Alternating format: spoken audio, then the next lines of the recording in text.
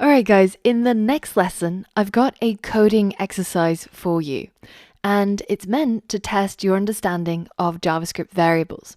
Now, when you head over to the next lesson, you'll find a section with the instructions at the top and your code file at the bottom. Now, the goal is to switch the values that are held in two variables around. So to begin, we have a variable a, which holds the value 3, and the variable b, which holds the value 8.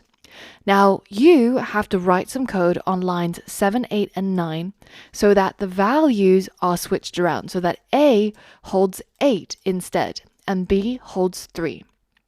The way I like to think about it is, let's say you had two buckets, right? Bucket A and bucket B. A holds some sand and B holds some water. How would you get the contents of these two buckets to switch around? That's basically your goal for this challenge. But there's a couple of rules that you have to follow in order to get the correct answer. Now, first, you should not change any of the existing code. So don't touch this part and don't touch this part. You are just allowed to write in these 3 lines.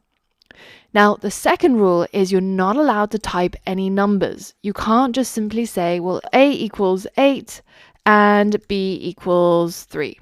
This is not a valid solution. Now, the final rule is you're not allowed to redeclare the variables either.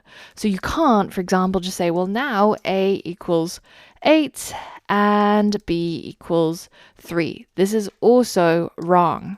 So have a think about how you can solve this challenge given all of these constraints. And over here, I've got a code playground set up for you.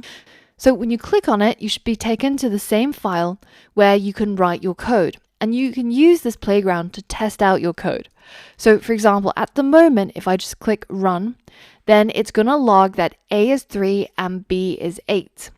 Now what we want to happen is when we hit run, it should say the opposite. A is 8 and B is 3. So have a play around with the code and use the replit to test out your code and your hypotheses and hit run to see if it actually does what you expect it to.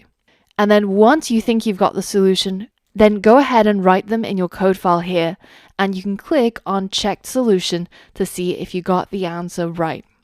Now, once you're done, you can click continue and I'll talk you through the solution code. So head over to the next lesson and start the code challenge.